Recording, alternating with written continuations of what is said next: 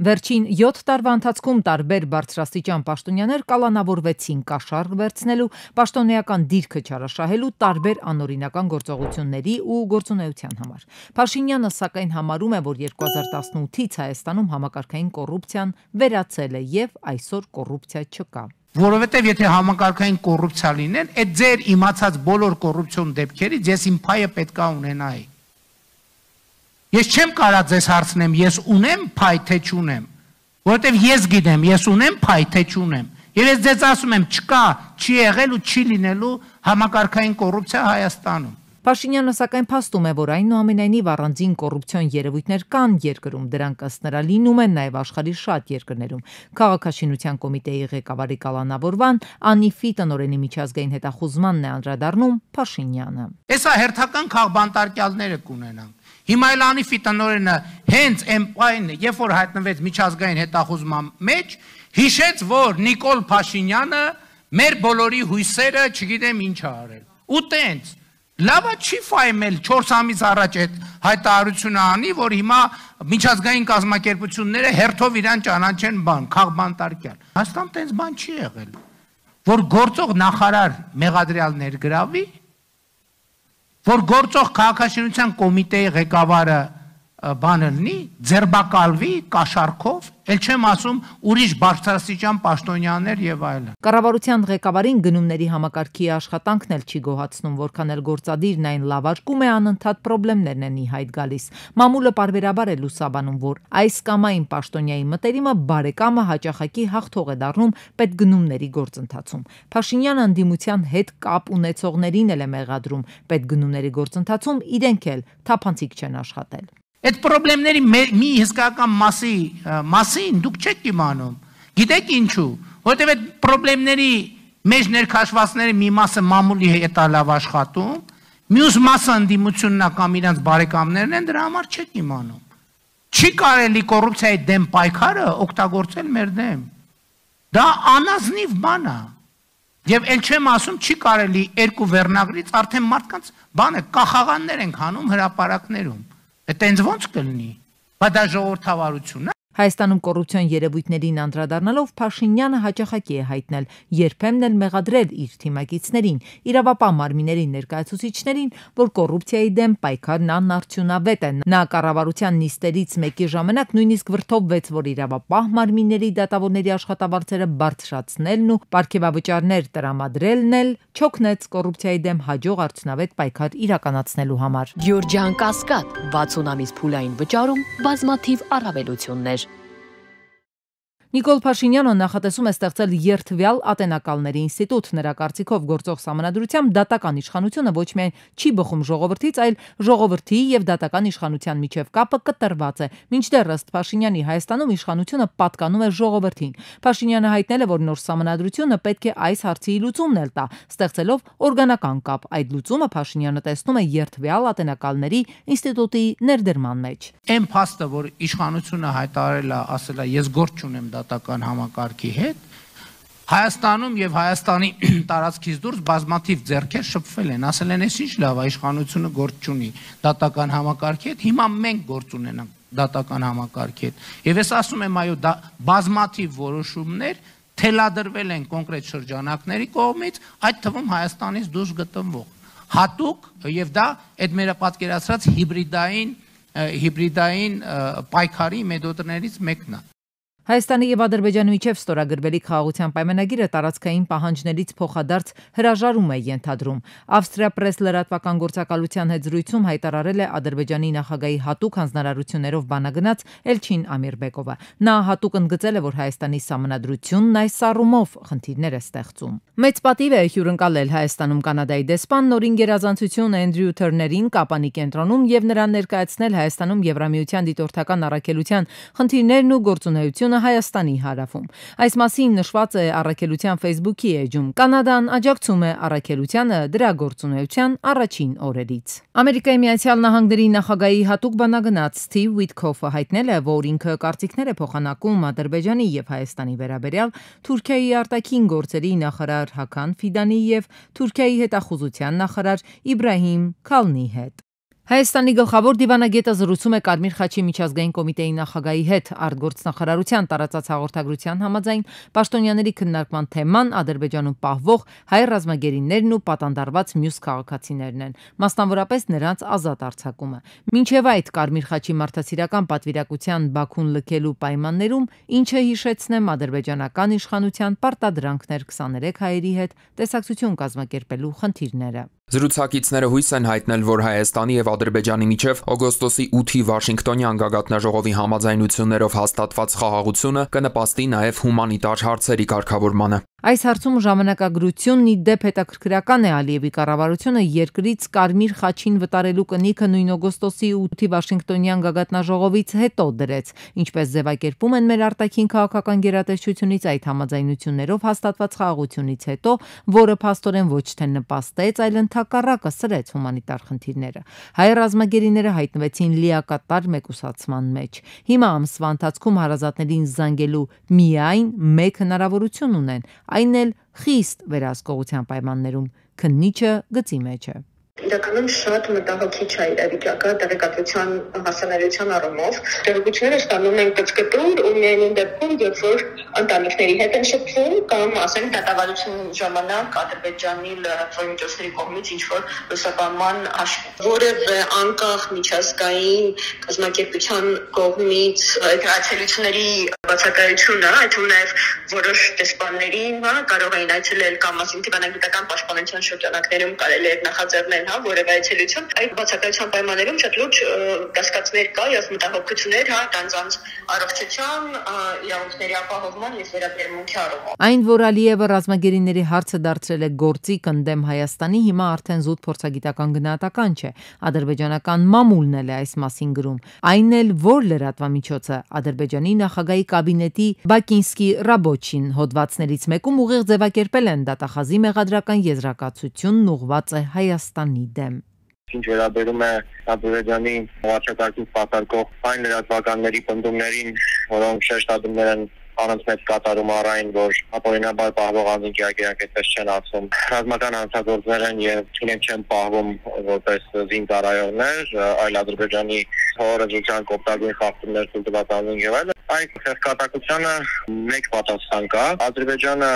գործելով մարդկության դեմ ուղղված հանցագործություն, այս իրողությանը զուգահեռ Ադրբեջանը խոսում է ինչ-որ ռազմական հանցագործությունների մասին։ Միջազգային մարդասիրական իրավունքի համաձայն կոնֆլիկտի ավարտից հետո հատկապես կոնֆլիկտի համատեքստում բոլոր ազատությունները ձեռքված անձինք պետք է վերադարձվեն։ Հենց դա է մեր պահանջը, սակայն ինչպես տեսնում ենք, դատավարությունները շարունակվում են։ Մինչև օրս ի դեպ տեղեկություն չկա Հայաստանի ազգային անվտանգության ծառայությունից քննարկեցին արդյոք գերիների հարցը Բաքվում։ Կառույցի ղեկավարի գլխավորած պատվիրակությունը հիշեցնենք, որ Բաքու էր մեկնել մասնակցելու անվտանգության միջազգային ֆորումին եւ լրատվամիջոցները գրեցին, թե ԱԱԾ տնօրենը գուցե հնարավորություն ունենա հանդիպել պատանդարված հայերի հետ։ Հանդիպել է, դեռ չգիտենք։ Փոխվարչապետ Մհեր Գրիգորյանն ընդունել է Արժույթի միջազգային հիմնադրամի հայաստանյան առաքելության ղեկավար Ալեքսանդր Թիմանին։ Զրուցակիցները քննարկել են Արժույթի միջազգային հիմնադրամի 3-ամյա պահուստային ծրագրում ընդգրկված միջոցառումների ընթացքը եւ մտքեր փոխանակել նոր ծրագրի հիմնական ուղղությունների շուրջ։ Անդրադարձ է կատարվել դրամավարկային, հարկային վիճակագրության, առողջապահության եւ թվայնացման ոլորտներում նախանշված բարեփոխումներին։ Փոխվարչապետը կարևորել է այս ոլորտներում Արժույթի միջազգային հիմնադրամի փորձագիտական ներուժի եւ լավագույն փորձի կիրառումը։ Սյունիք օդանավակայանը հայտարարում է, որ հակառակ լրատվամիջոցներում տարածված հրապարակումների չի դադարեցրել աշխատանքը։ Ժամանակավորապես դադարեցվել է Երևան-Կապան-Երևան չվերթը, որը պայմանավորված է բացառապես չվերթը իրականացնող Nov Air ավիաընկերության L410 ինքնաթիռի պլանային տեղսպասարկումով։ Նույնիսկ չվերթերի ժամանակավոր դադարեցման պարագայում օդանավակայանները գործում են երկրի եւ միջազգային համապատասխան կարգավորող մարմինների վերահսկողությամբ եւ կանոններով։ Երևան-Կապան-Երևան չվերթը կվերսկսվի օդանավի տեխնիկական աշխատանքները ավարտելուց անմիջապես հետո, որը նախատեսվում է այս տարեվերջին։ Վերջին 7 տարիներին Հայաստանի Հանրապետությունում ստեղծվել է շուրջ 200,000 նոր աշխատատեղ։ Այս մասին հայտարարել է Աշխատանքի և սոցիալական հարցերի նախարար Արսեն Թորոսյանը։ Հայաստանում Իտալիայի Հանրապետության արտակարգ և լիազոր դեսպան Ալեսանդրո Ֆերանտիի հետ հանդիպմանը։ Միաժամանակ նախարարն արձանագրել է պետության շարունակական հոգացության կարևորությունը, հաշմանդամություն ունեցող անձանց և այլ խոցելի խմբերի ներկայացուցիչների նկատմամբ, ապահովելու վերջիններիս սոցիալական լիարժեք ներառումը։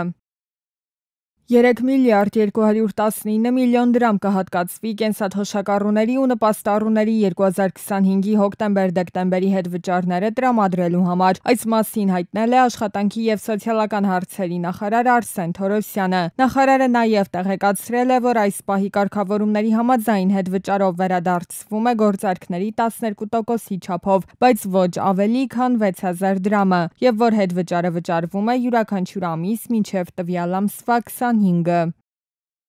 Հայաստանում մոտ 5000 լիցենզավորված տաքսիստների տուժ-տուգանքները կհամաներվեն։ Խոսքը վերաբերում է 2015-ից 19 թվականներին չվճարված պետական տուրքերին, որոնք կուտակվել էին օրենքի փոփոխությունից հետո։ Ըստ փոխնախարար Արմեն Սիմոնյանի, ընդհանուր պարտքը կազմել է շուրջ 1.3 միլիարդ դրամ, այդ թվում 400 միլիոն դրամ տույժ։ Նախագիծը ստացել է դրական եզրակացություն և կընդգրկվի լիագումար նիստի օրակարգում։ Սեպտեմբերի 23-ին և 24-ին ժամը 10-ից 16-ը Երևանում կգործեն ներքին գործերի նախարարության շրջիկ սպասարկման գրասենյակներ, որոնք կընդունեն Արցախի տեղահանված անձանց Հայաստանի Հանրապետության քաղաքացիություն ստանալու դիմումները։ Դիմում կարելի է ներկայացնել Ավան, Շենգավիթ և Կենտրոն վարչական շրջաններում միգրացիայի և քաղաքացիության ծառայության շենքերի հարևանությամբ։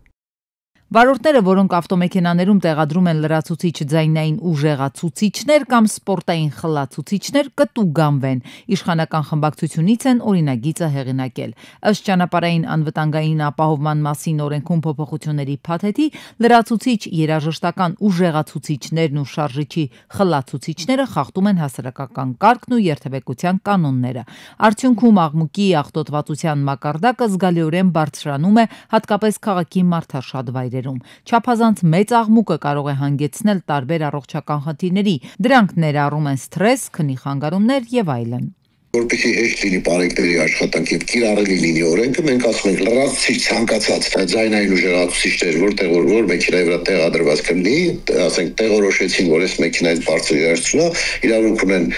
կանգնեցնել, ժավիրել համապատասխան տեղ եւ տեղում արգրավել։ Ինչ սարքերով են չափելու, արդյոք դրանք հավաստագրված են վստահելի տվյալներ տալու համար, որ պահին է չափումը կատարվելու, մեքենան կանգնած թե շարժման մեջ, ինչն է չափելու, երաժշտությունը թե խլացուցչի ձայնը։ Երկուսն էլ միաժամանակ հնարավոր չէ չափել։ Այն դեպքում, երբ դեցիբելների թույլատրելի շեմը օրենքում հստակ չի նշվում։ Եթե չափման մեթոդաբանությունը հստակեցված չէ, ապա պատժի կիրառում ըստ մասնագետների սուբյեկտիվ է, ինչը կարող է հանգեցնել կամայականությունների։ Օրինակ, վարորդը կարող է ունենալ բարձրակարգ բրենդային սարք, որը տեղադրվել է ավտոսրահում առանց աղմուկի խախտման։ Որոշ ավտոարտադրողներ իրենց մոդելներն արդեն համալրում են բարձր դինամիկ համակարգերով։ Ինչպես պարզել դա գործարանային է, թե ոչ։ Այստեղ նույնպես որոշման մեխանիզմը շատ անորոշ է, ինչը դուռ է բացում չարաշահումների կամ սխալ պատժումների համար։ Անհամաչափ պատիժ 10,000 դրամ տուգանք գումարած սարքավորման առգրավում գումարած 2 տուգանային միավոր։ Համեմատաբար ծանր պատիժ է մի իրավիճակի համար, որի վնասը չափելը դժվար է։ Օրինակ, մեքենայի վրա տեղադրված բարձրաժեք ձայնային համակարգի բռնագրավումը կարող է հանգեցնել մի քանի 100,000 դրամի վնասի, ինչը շատ դեպքերում անհամաչափ է։ Դե հիմա ոնց ասենք, վարորդների դիմային չա, սաղին այդ մարզում, այդ մոտ ժամեր, լուժամերական չի, սաղին ամրագոտ են, ուղղանում ասեն մենք մեր անձն տեսել ենք, գնացեք ինչ ուզում եք արեք։ Հիմա նույնն էլ էսա, հիմա ինքը գտնելու գործարանային է, թե գործարանային չի, դա գիտակմամբ արձանագրելու է, դու պետք է հիմնավորես այդ գործարանին, թե չէ, դու այդ հիմնավորումը իրանց է կարաս ներկայացնես, եթե դու ունենաս ինչ-որ փաստաթղթ, որ դա գործարանին է, արած իրանց մոտ 30 օրվա մեջ փոխարկես ուսումնասիրեն գործը եւ կարճ Եթե վարորդը վիճարկում է տուգանքը, կարող են արդյոք իրավապահները ապացուցել, որ սարքը ոչ գործարանային է կամ դեցիբելների շեմը գերազանցել է։ Ապացույցների պակասը կարող է հիմք տալ վարորդներին դատարան դիմելու եւ պետության դեմ գործեր շահելու։ Փողոցներում շատ վարորդներ խախտում են ձայնային հիգիենայի կանոնները, բայց նման օրենքը կարող է ընտրովի կիրառվել, օրինակ միայն տեսանելի կամ անշնորհք խմբերի նկատմամբ։ Այս տեսակի օրենքները հաճախ դառնում են գործիք կոռուպցիայի կամ ճնշման համար, եթե վերահսկողության մեխանիզմները հստակ չեն։ Հնչում են նաև քաղաքային շինարարական աշխատանքների ձայները, միջոցառումների, հանրային տրանսպորտի ազդանշաններ։ Այս օրենքը հստակորեն կենտրոնանում է միայն մեկ խումբ վարորդների վրա, առանց համապարփակ լուծման։ 13 միլիարդ 852 միլիոն դոլար, այսքան է կազմում Հայաստանի Հանրապետության պետական պարտքը այս տարվա առաջին 6 ամիսների դրությամբ։ Դրամային արտահայտությամբ պարտքը կազմել է 5 տրիլիոն 323 միլիարդ դրամ։ Ներքին պարտքը շարունակում է ավելի բարձր լինել, քան արտաքին պարտքը, հասնելով 52%-ի։ Դրամային պարտքը կազմում է 51%, արտարժութային պարտքի 49%-ի համեմատ։ Պետական պարտքը 25 թվականի առաջին կիսամյակում աճել է 4.5%-ով, իսկ ԱՄՆ դոլարով արտահայտված 7.9%-ով։ Դրամային եւ արտարժութային ցուցանիշների փոփոխությունների տարբերությունը պայմանավորված է պարտքի փոխարկման համար կիրառված 24 թվականի տարեվերջի եւ 25 թվականի հունիսի 30-ի դրությամբ ԱՄՆ դոլարի նկատմամբ դրամի տարբեր փոխարժեքներով, անպատասխանաբար 396.6 եւ 384.3 դրամ։ Գնաճը Հայաստանում կրկին արագացել է այս տարվա հունվար-հունիսին արդեն 3.1%-ով։ Գնաճին զուգահեռ ավելացել է նաև իրական աշխատավարձը 2.4%-ով, այսինքն քաղաքացիները իրենց աշխատավարձի ավելացումը կարելի է ասել չեն նկատելու։ Սպառողական ապրանքների վրա է ծախսվելու գումարի մեծ մասը։ Աշխատավարձերը աճել են, գործազուրկների թիվը նվազել։ Պաշտոնապես գրանցված գործազուրկների թիվը շարունակել է նվազել, իսկ վարձու աշխատողների թվականակը աճել է։ Հունվար-հունիսին վարձու աշխատողների թվականակը աճել է 5%-ով, հիմնականում պայմանավորված առևտրի շինարարության, ինչպես նաև պետական կառավարում եւ պաշտպանություն ոլորտներում աշխատողների թվականակի աճով։ Մինչ մի շարք ոլորտներում անկումներ են գրանցվում, առևտրային բանկերը շարունակում են շահույթով աշխատել։ 2025-ի առաջին 6 ամիսներին բանկերի կողմից տրամադրվող վարկերն ու ավանդները ավելացել են, հարկ վճարողներն էլ ավելի պարտաճանաչ են դարձել։ Հարկային եկամուտների կշիռների մեջ հարկ է արձանագրել, որ ավելացած արժեքի հարկի տեսակարար կշիռն է 2.7%-ային կետով ավելացել, որը պայմանավորված է ինչպես Հայաստանում արտադրվող ապրանքների ու ծառայությունների շրջանառության, այնպես էլ ներմուծման գծով մուտքերի աճով։ 300 դպրոց, 500 մանկապարտեզ է խոստացել կառուցել կառավարությունը։ Ֆինանսների նախարարն ասում է, թե պետության կապիտալ ծախսերը աճել են, որքանով է սա վերաբերում դպրոցաշինության եւ մանկապարտեզների նորոգման կամ կառուցման ծրագրին։ Այս պայդրությամբ քանի դպրոց ուղղակի այսպես բանալին հանձնվել է երեխաներին եւ ուսուցիչներին եւ քանի մանկապարտեզ վերանորոգվել կամ կառուցվել է եւ բանալին հանձնվել է շահառուներին։ Այս պահին չեմ կարող ասել, թե քանի դպրոց, քանի մանկապարտեզ է կառուցված, որովհետեւ մենք սովորաբար տվյալները ամփոփում ենք տարեկան կտրվածքով, բայց ձեզ կարող եմ մի բան ասել, որ օրինակ դպրոցների կառուցման, դպրոցների եւ մանկապարտեզների կառուցման համար թեև մենք ունենք ոչ բոլոր միջոցներն են ծախսվել առաջի կիսամյակում, բայց մենք արդեն պլանավորված չափից ավելի գումար ենք հատկացրել։ Այսինքն վերաբաշխում ենք արել եւ դպրոցների կառուցման համար ավելի շատ գումար ենք տվել, որտեղ գիտենք, որ մինչեւ տարվա վերջ պլանավորված 107 միլիարդ դրամը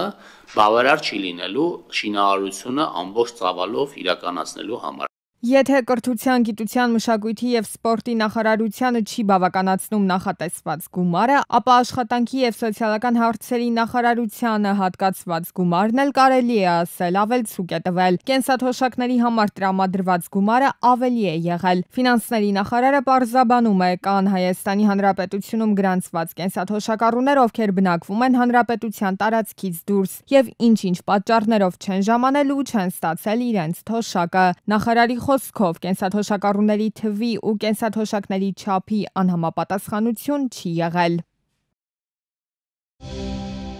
7 ամիս անց սեպտեմբերի 23-ին գիշերը Մերձավանում նորից են գրակոծներ հնչել։ Նախնական տեղեկություններով դիմակավորված անձը մոտեցել է Երևանյան խճուղում կանգնած 3 անձանց ու կրակահերթ արձակել։ 2 զոհի մասին էր հաղորդվում։ Կարճ ժամանակ անց պարզվեց, որ մահացածներից մեկը Փարաքար համայնքի ղեկավար Վալոդիա Գրիգորյանն էր, մյուսը քրեական ոստիկան Կարեն Աբրահամյանը։ Ինձ ասած տեղեկություններով մահացածներից մեկն էլ ոստիկանության օպերլիազոր է, ով Արցակուրտում է գտնվելիս եղել եւ գյուղապետի հետ է եղել, երբ հայտնվել է Թիրախում։ Ոստիկանության ծառայողը ընկերական հարաբերությունների մեջ է եղել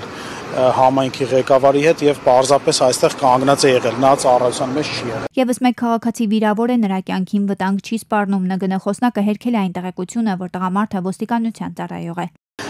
Վիրավորը ոստիկանության ծառայող չի։ Տարածքը սահմանազատվեց, ոստիկանները դեպքի վայրում հայտնաբերել են առնանման հետքեր, կրակված պարկուճներ, գլխարկ, կոշիկ, բջջային հեռախոս, ոստիկանության վաղաշապատի բաժնում էր գիշերը ներքին գործերի նախարար Արփինե Սարգսյանը։ Տեղում հայտնաբերվել են նաև մագնիշի նշված ավտոմեքենան, Toyota մագնիշի ավտոմեքենան, որի վրա առկա է կրակոցի հետքեր, հայտնաբերվել է նաև գլխարկ, կոշիկ, որը հավանաբար վիրավորներից մեկինն է։ Կատարվածը Նիկոլ Փաշինյանն է խստորեն դատապարտել, նշելով, որ իրավապահները պարտավոր են շուտապույտ բացահայտել հանցագործության մեջ ներգրավված բոլոր անձանց։ Մերձավանի գրակոծների ու սպանությունների դեպքի առթիվ քրեական գործ է հարուցվել, բազմաթիվ վարկածներ են առաջ քաշվել։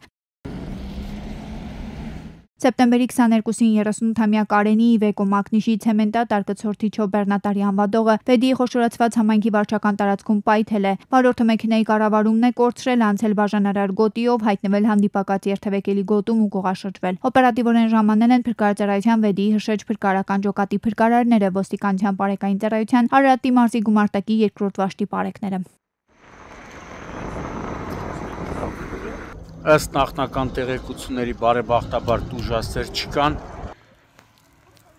Սեպտեմբերի 22-ին 41-ամյա Տիգրանը Նիսանով Վեդի խոշորացված համայնքի Ուրցալանջ գյուղի դաշնամիջյան ճանապարհին կողաշրջվել է։ Ժամանել են փրկարարության Վեդի հրշեջ փրկարական ջոկատի փրկարարները, ոստիկանության բարեկային ծառայության Արարատի մարզի գումարտակի 2-րդ վաշտի բարեկները։ Ի դեպ բարեկային եւ փրկարարությունների մեքենաները ճանապարհի դժվարանցանելի լինելու պատճառով չեն կարողացել մոտենալ դեպքի վայրին։ Նրանց օգնության են հասել շրջակա միջավայրի նախարարության աշխատակիցները։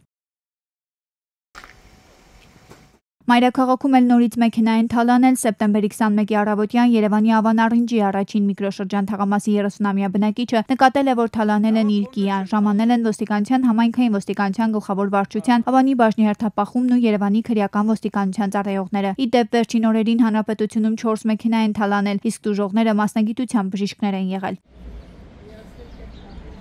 Դեպքի վայր են ժամանում ներքին գործերի նախարարության, ոստիկանության, համայնքային ոստիկանության գլխավոր վարչության Ավանի ոստիկանության բաժնի ծառայողները, Երևանի քրեական ոստիկանության ծառայողները, դեպքի մասին տեղեկությունը փոխանցվում է Հայաստանի քննչական կոմիտեի Երևան քաղաքի քննչական վարչության Ավան եւ նոր վարչական շրջանների քննչական բաժին, ժամանում են քննիչները, դեպքի փաստով գողություն հատկանիշներով նախաձեռնվել է քրեական վարույթ։ Նմանատիպ մեկ այլ գողություն էլ օրեր առաջ էր եղել Բագրևանդ փողոցի 4-ի 3 շենքի բնակիչ Ավակ Ավակյանը աշխատանքի գնալիս նկատել էր, որ բակում կայանված Chevrolet Volt-ը թալանել են։ Ընդհանուր առմամբ տուժողին պատճառվել էր մոտ 2 միլիոն դրամի վնաս։ Ոնց է սիգնալիզացիան միացնում գնում գալիս են տես շուրջ սիլուետներ։ Ամսի 12-ից մինչև այսօր սեպտեմբերի 21-ն է, դեռևս ոչ մի դրական արդյունք չկա, թե արդյոք իրավապահները դուրս եկել են ստահակների հետքի վրա։ Ինչու ստահակներ, որովհետև իմ տեղեկություններով գողությունը կատարվել է 4 հոգու կողմից, մնում է իրավապահները հայտնաբերեն, ինչպես նաև գողունը։